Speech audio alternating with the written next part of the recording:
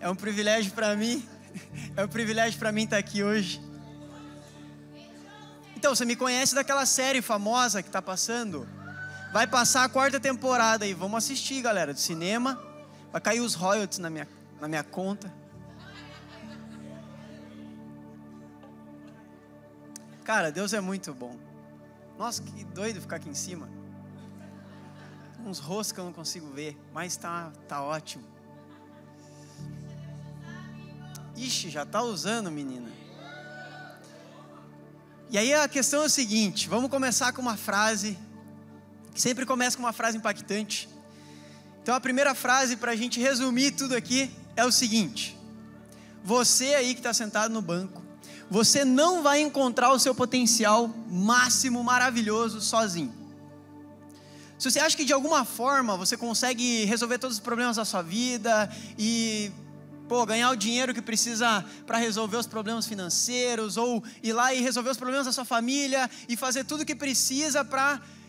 Cara, eu preciso chegar lá. Sozinho você não vai conseguir. E hoje eu vim lembrar a gente disso. Porque esse sentimento é um sentimento que originou no medo.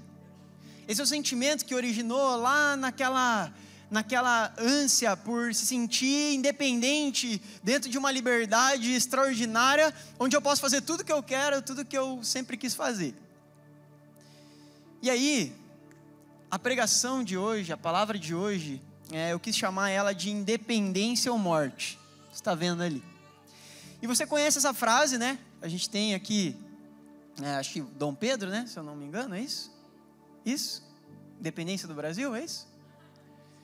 E tem também um momento histórico muito importante para a história da humanidade, que é a Revolução Francesa. E quando eu estava estudando essas duas histórias, eu cheguei na conclusão que Gênesis 3 nos apresenta. Uma história onde o homem está tão ansioso e tão desesperado em busca de liberdade e independência, que ele deixou tudo e todos para trás. É um homem que levanta a sua bandeira e diz assim: pela independência eu morreria, pela liberdade que eu sempre busquei, que eu sempre quis, eu entregaria a minha vida. E aí a questão é que todos esses homens acabam sozinhos. A questão é que todos esses homens acabam num lugar sem família, sem filhos, sem oportunidade de estar na frente de um casal, entregando seu filho a Deus e podendo honrar esse ato, esse sentimento. E aí tem 3 coisas que na nossa vida moderna, que a gente vê se repetir no decorrer da história, que começou lá em Gênesis. Que a primeira coisa é quando o adolescente, eu estou falando aqui, eu tenho 26 anos, tá? Eu não tenho 18, 16. Normalmente me dão essa idade. Verdade. Esses dias eu estava saindo da academia. 40? Aí, ó, amém então. Eu estava saindo da academia esses dias, e aí tinha um menino novo, e aí ele estava indo para a mesma direção que eu estava indo, e aí eu falei, vamos juntos. E aí eu fui junto com ele, e aí a gente andando, eu perguntei, né, quantos anos você tem? Aí ele, eu tenho 19. Aí ele perguntou, e você? Eu tenho 26. Daí ele parou, ele fez assim, 26? Eu te daria 18, cara, 19? Que isso, cara. Mas é sobre isso. Quando você começa ali a crescer, e todo mundo passou por isso, você começa a crescer, você começa a ter aquela sensação assim, eu preciso trabalhar, e eu preciso namorar, porque daí quando eu fizer isso, os meus pais não vão poder se meter na minha vida. Daí os meus pais, eles não vão poder me dar regras e comandar a minha vida. E aqui todo mundo já passou por isso.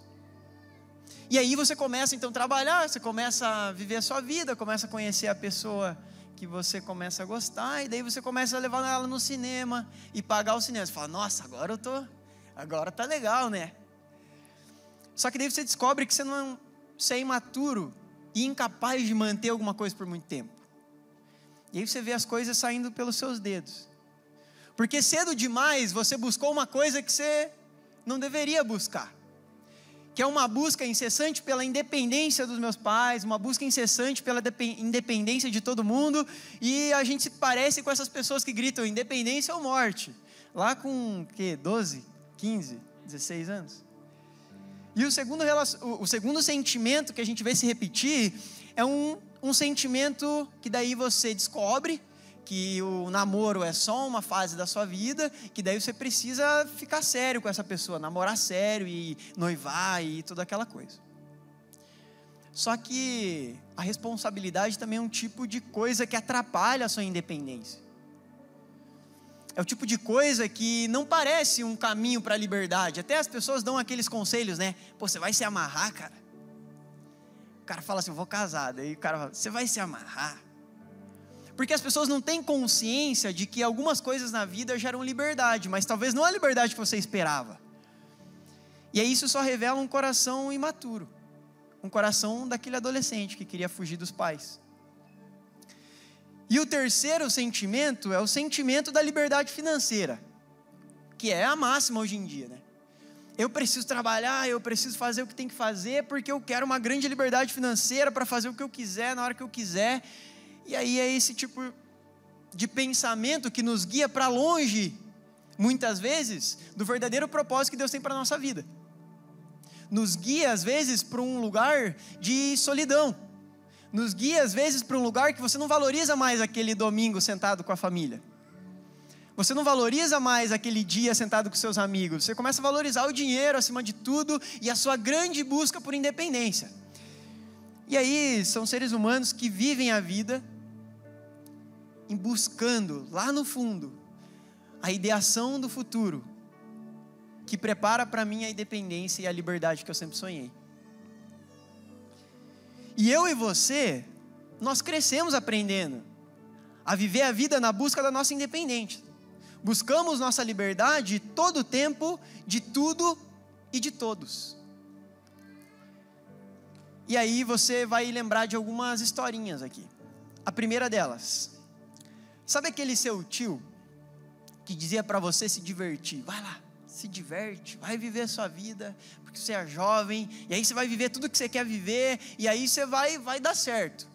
E aí muitas pessoas que ouvem esse conselho estão até hoje, com 40 anos, perdido, porque não sabe para onde ir.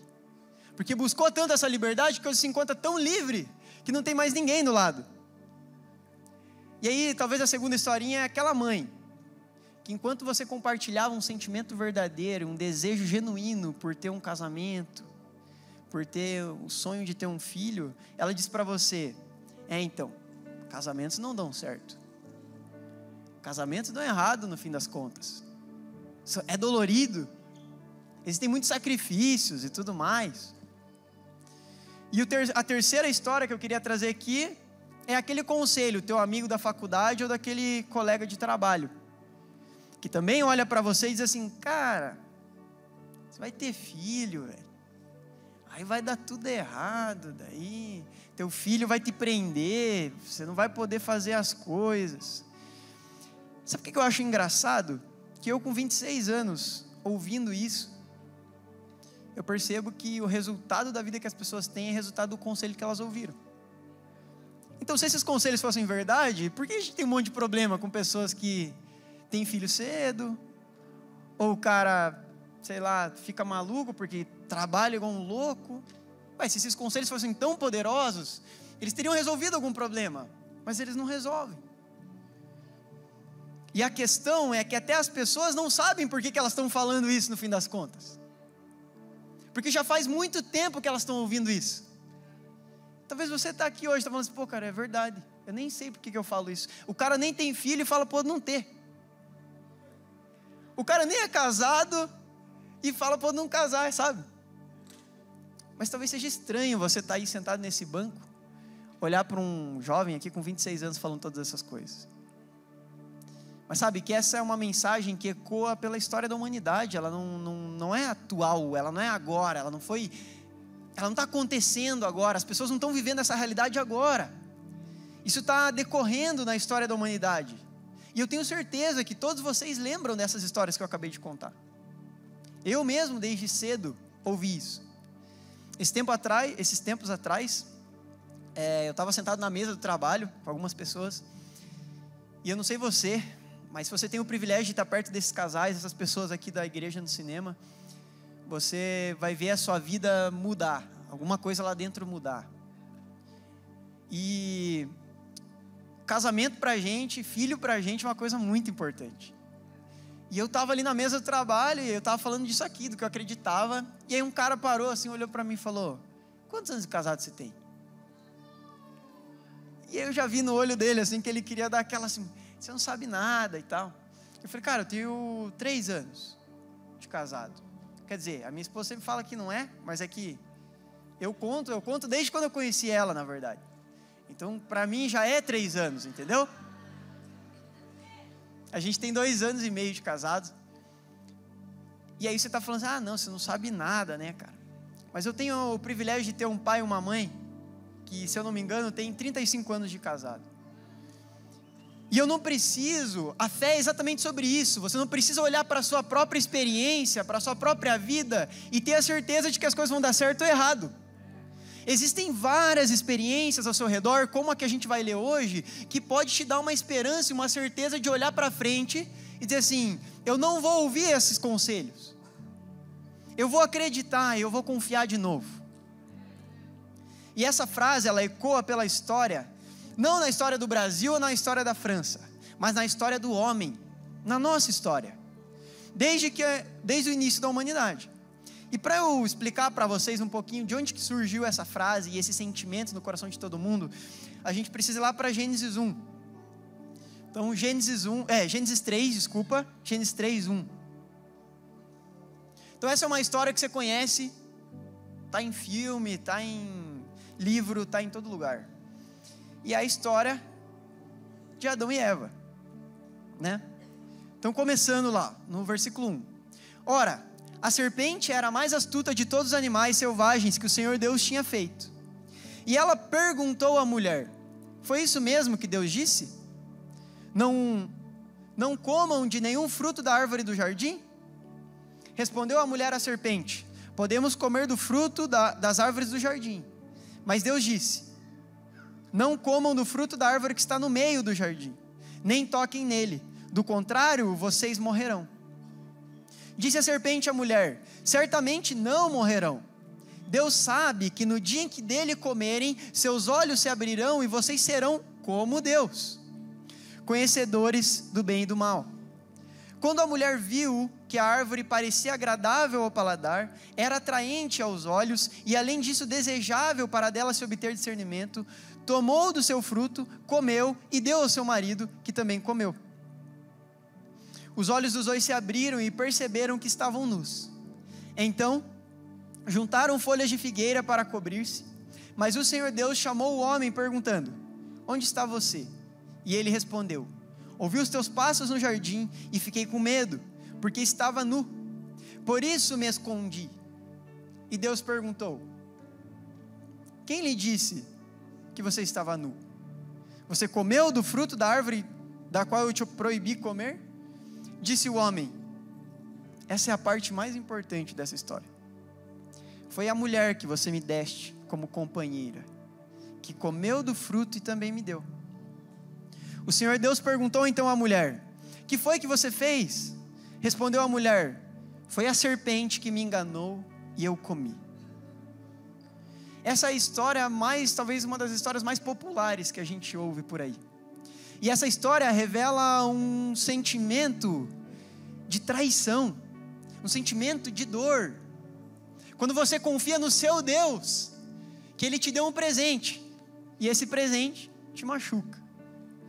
E aí você confia nesse presente, e esse presente te machuca. E aí a partir daí, né, o homem é expulso do jardim e os homens na humanidade começam a crescer e se multiplicar e dominar sobre a terra e dominar uns sobre os outros e toda aquela história.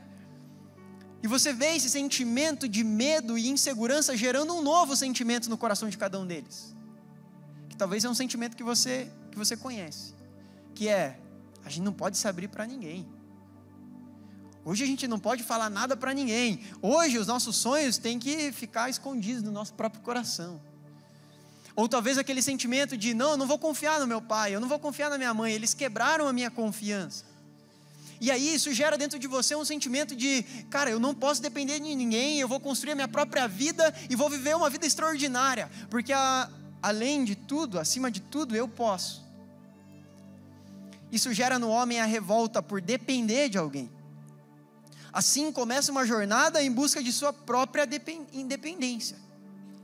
O homem, ele estava vivendo no paraíso, no jardim do Éden, sendo encontrado por Deus na viração do dia. Deus mandava e ele fazia, e ele realizava. Deus ensinava o homem e o homem fazia. Mas depois de ser expulso do jardim, o homem se vê traído por Deus. Esse versículo prova que Adão estava assim, não, cara, foi a mulher que você me deu. No fim das contas, a culpa é sua. E a mulher a mesma coisa, não, foi a serpente que você colocou aqui, ninguém mandou fazer ela falar. E no fim das contas, a culpa não é minha, a culpa é dele ou a culpa é dela. E agora, porque a culpa não é minha e eu sou uma vítima dessa circunstância, eu vou buscar a minha grande liberdade no meio de tudo isso. Porque no fim das contas, confiar e depender dos outros dói. Só que isso surge aquela frase no nosso coração que é: quer bem feito, faça você mesmo. Não é o que as pessoas dizem por aí? Mas atrás dessa frase se esconde um coração frágil e incapaz de vínculo, de criar uma relação profunda, de depender dos outros. Sabe aquele teu patrão que faz tudo e quer fazer tudo e você fala assim, pô, o cara não confia em ninguém, não deixa ninguém fazer nada. E aí as pessoas não conseguem resolver as coisas porque ele está ali administrando tudo e a gente não consegue ir para frente. Só que a grande graça da vida é que sempre tem um porém. Sempre tem um porém. A vida não acabou hoje. Você não acabou e você não precisa morrer com esse sentimento no teu coração. Adão não precisava morrer com o sentimento de traição e dor e independência e busca pela liberdade. Ele não precisava.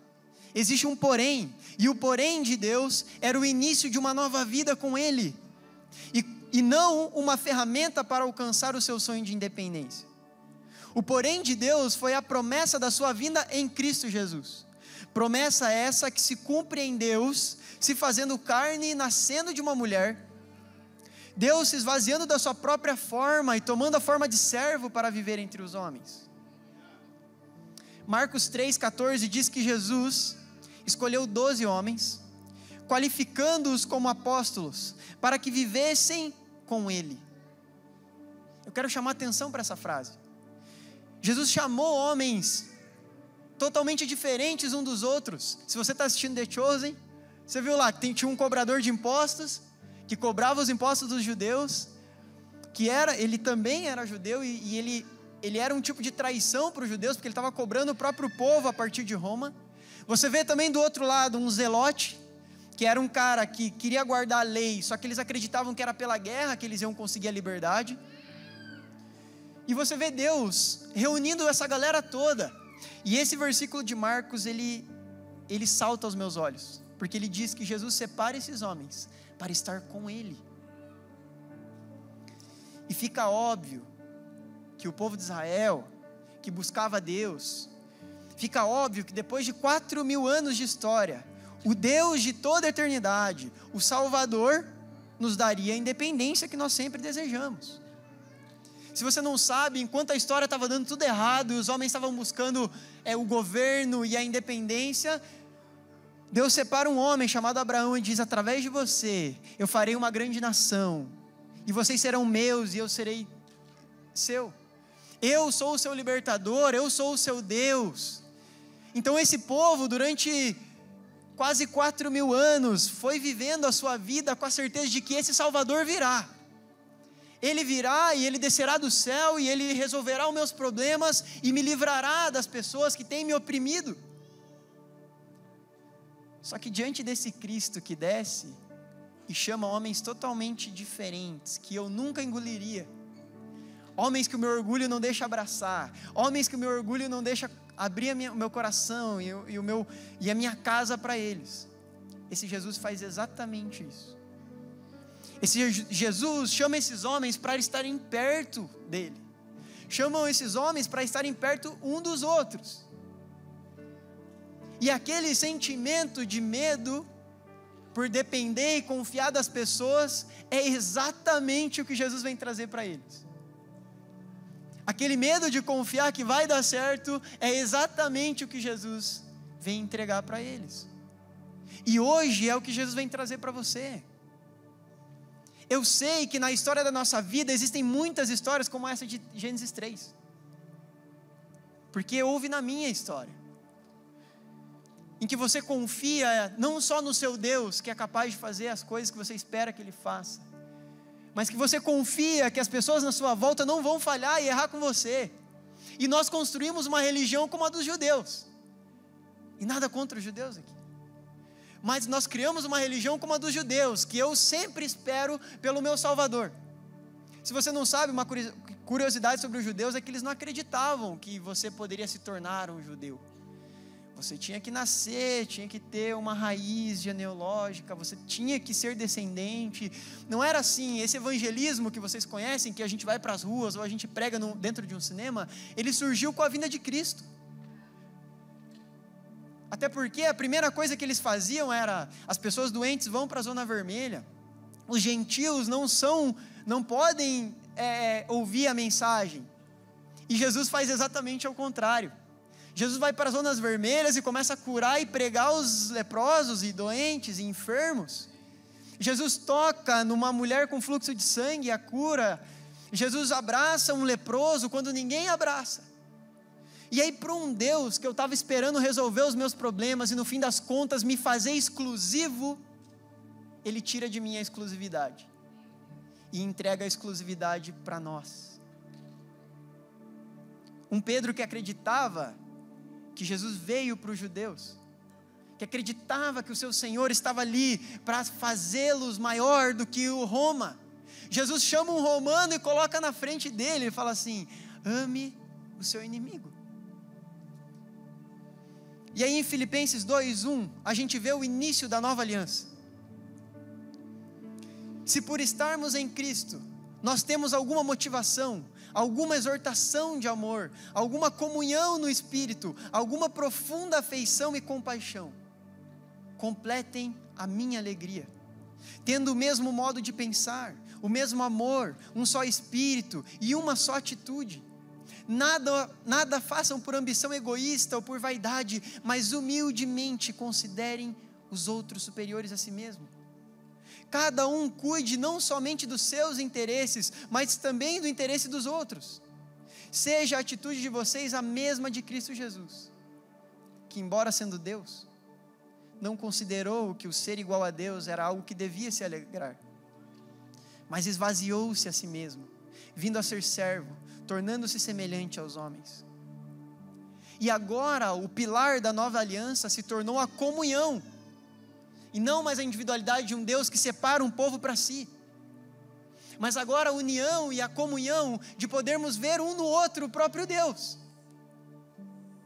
A grandeza da justiça se encontra agora em quem somos como corpo de Cristo, como reino, como família de Deus, não o que nós somos mais individualmente.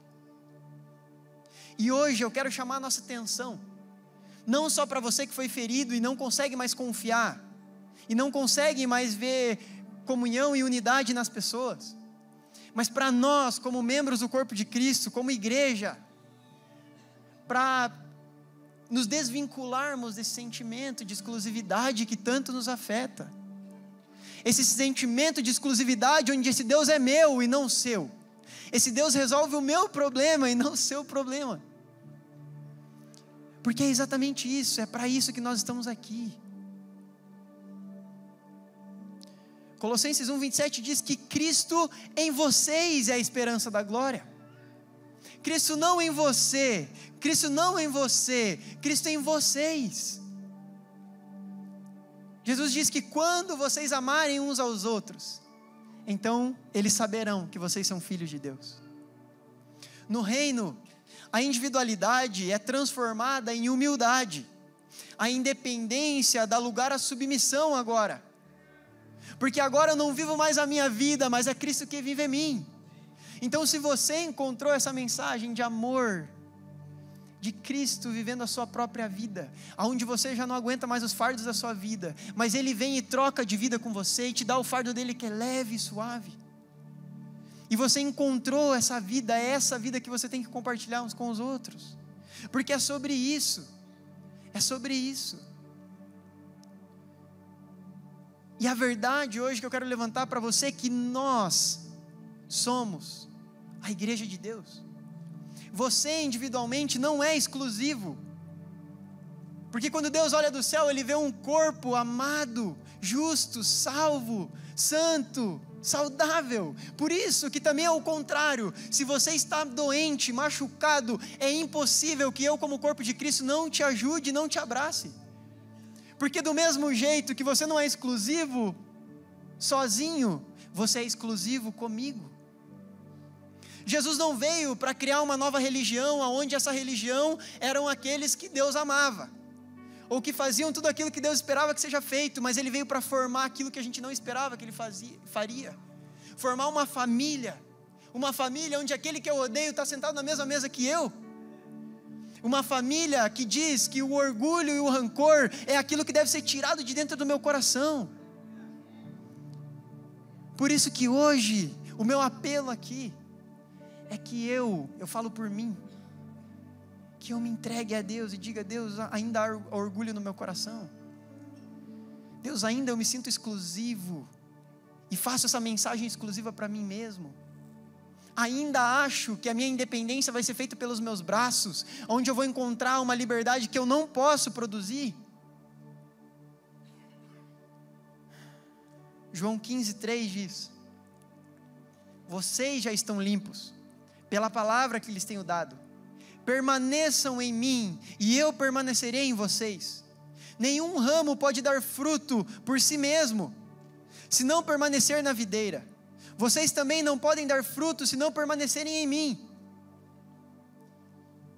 Se você acha que de alguma forma você vai encontrar o resultado que você tanto espera, longe de um lugar de comunhão como esse aqui, longe de um lugar de comunhão como a sua família, longe de um lugar de comunhão com os seus conhecidos, os seus amigos, saiba que isso é impossível. Eu tenho certeza que se eu chamasse aqui vários dos que eu conheço, eles poderiam subir nessa mesa e dizer: eu sou grato, não só pelo culto no cinema, mas eu sou grato pelas pessoas, eu sou grato pelos meus irmãos. Toda vez que eu tenho medo de tomar minha decisão por casar no próximo mês, eu tenho alguém ali para me fortalecer. Toda vez que eu acho que eu não posso ter um filho, ou que eu não consigo, eu tenho um corpo que me acalenta, me dá segurança, me dá certeza, onde eu posso ter certeza de que ali eu posso abrir o meu coração, ser vulnerável, ser verdadeiro, porque afinal de contas eu sou um membro desse corpo. E se você não sabe, se você não sabia disso, eu não vou ter tempo de ler Efésios 4, mas em casa leia. Você que recebeu a Cristo, você é um membro de um corpo. Você que recebeu a Cristo, você é um galho enxertado na videira verdadeira. Não se arranque da videira, não se arranque do corpo, não se jogue fora, porque é aqui que você dá fruto. Um dos momentos mais difíceis da minha vida, onde eu me encontrei, eu me sentia incapaz, me sentia vazio, incompleto, e a coisa que eu mais fiz na minha vida durante esse período foi me afastar de tudo e de todos. Não, eu vou encontrar um lugar onde eu me sinta melhor, e esse lugar é no meu lugar preferido, lá, sei lá onde. Esse lugar é um lugar onde eu me sinto bem em mim mesmo. E sabe o que eu encontrei? Vazio. Eu encontrei insatisfação, medo, tristeza, insegurança. Mas sabe onde eu encontrei amor, justiça, alegria, uma esperança para estar aqui hoje? Foi quando eu dobrei os meus joelhos um dia a Deus e disse: eu não sei mais o que fazer, faz o que você quiser. A partir desse dia eu nunca mais saí desse lugar de comunhão. E sabe, a cada dia eu andava e eu dava uma palavra e a pessoa: nossa, isso faz muito sentido para mim. E eu me sentia capacitado, me sentia parte de tudo aquilo. e via que o verdadeiro potencial da minha vida eu encontrava aqui, quando eu conseguia ajudar uma pessoa, quando eu conseguia compartilhar daquilo que fazia sentido para mim. Se Jesus fosse o Deus que os judeus esperavam, aquele que traria a independência do seu povo, ele não teria abraçado um leproso, ele não teria chamado de amigo um cobrador de impostos, ele não teria dormido na casa de um cobrador de impostos. Jesus não teria compartilhado o caminho até o céu com um ladrão numa cruz. Se a grande certeza da vinda de Cristo, o grande propósito da vinda de Cristo fosse resolver os problemas daquele povo e levá-los a um destino onde eles teriam uma liberdade longe de todo aquele povo que o oprimia, Jesus falhou. Jesus falhou miseravelmente, porque ele morre exatamente para os inimigos daquele povo que tanto criam nele. Imagina o Pedro olhando para Jesus na frente de Pilatos e deixando que Pilatos julgasse a vida do próprio Deus que fez os céus e a terra. E Pedro, como que você não faz nada? Isaías 53 diz exatamente o que ele fez, como cordeiro mudo levado ao matadouro. Jesus ensinou para aqueles homens que a sua força e a sua liberdade não se encontravam na individualidade, na vitória contra os seus inimigos, mas o sentido e o propósito das suas vidas se encontravam quando o amor une perfeitamente todas as coisas. Um amor é capaz de unir um escravo ao seu senhor, um amor que é capaz de unir alguém que odeia com o seu inimigo. Uma das cartas que eu mais gosto de Paulo é a carta de Filemon. É uma carta que tem uma página na Bíblia. Essa carta basicamente conta a história de Paulo na prisão, e um escravo vindo correndo para Paulo na prisão e dizendo assim: o meu senhor está lá e você conhece ele, e ele quer me matar porque eu roubei ele. E nessa época, se um escravo roubasse, o pagamento pelo roubo era a morte. E aí esse homem encontra Paulo na prisão e conta isso para Paulo, e ele se converte, ele recebe esse mesmo espírito, ele entende essa mesma revelação. E aí Paulo escreve uma carta para Filemon, que é o senhor dele, e diz: a partir de hoje, o veja como um irmão em Cristo. A partir de hoje, receba ele como se você estivesse me recebendo. E se de alguma forma ainda, depois de tudo isso, você quiser cobrar alguma coisa dele, então cobre de mim. E assim como Cristo, Paulo se entrega a sacrifício por aquele homem. Esse é o sentimento do Evangelho. O sentimento do Evangelho não é uma mensagem que funciona para mim, e agora eu saio do domingo com a certeza de que, nossa, agora ninguém vai tirar a minha paz, porque agora eu estou zen, vivendo um santo maravilhoso, e vou para minha casa e é isso. Aí teu vizinho faz um negócio lá, você, meu Deus, que endemoniado. O Evangelho é sobre uma unidade que nem você acredita que pode acontecer. O Evangelho é sobre uma mensagem que aqueles que eu mais odeio é aqueles que eu mais devo abraçar. E eu sei que é difícil. Eu sei que é difícil. Foi difícil para todos os homens que passaram por Jesus. Foi difícil para todos os homens que ouviram essa mensagem. Talvez é difícil para você, talvez é difícil para mim. Mas quando eu vejo um Cristo, que era o próprio Deus, se tornando servo, e servindo seus inimigos, e me dando a ordem para fazer isso também, eu descubro que só há duas formas de viver sobre a terra. Uma delas é a busca incessante pela independência, que o fracasso é certo. Ou a outra, que é fazendo parte do corpo saudável de Cristo. E nesse corpo, você e eu somos um membro com grande importância.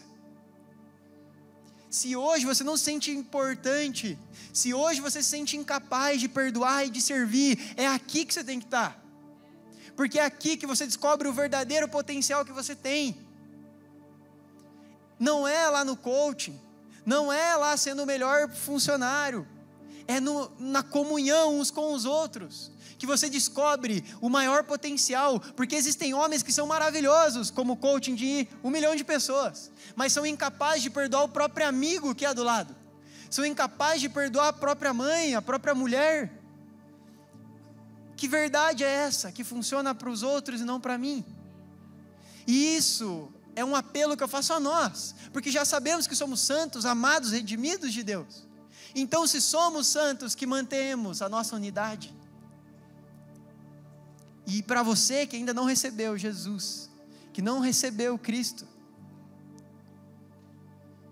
para uma religião que acreditava ser exclusiva, um povo que pensava serem os únicos a receber o reino, Jesus ensina a receber os outros. Para homens orgulhosos, ele ensina a unidade, pois o amor une perfeitamente todas as coisas. E para finalizar, eu quero ler um versículo que fique guardado no seu coração. Gálatas 3:28 diz, Paulo olhando para toda aquela confusão, de alguns homens, eram 12 homens que tinham visto Cristo, e eles eram exclusivos, eles eram assim, separados, e os outros eram gentios, árabes, brasileiros, e todo o resto, e estavam essas pessoas desse lado, e aí estavam os 12 discípulos desse lado, dizendo, não, ele veio para nós, e ele vai voltar para resolver os nossos problemas, e aí Paulo entra nesse meio, e declara essa verdade, pois não há judeu nem grego, nem escravo e nem livre, nem homem nem mulher, pois todos vocês aqui são um em Cristo Jesus.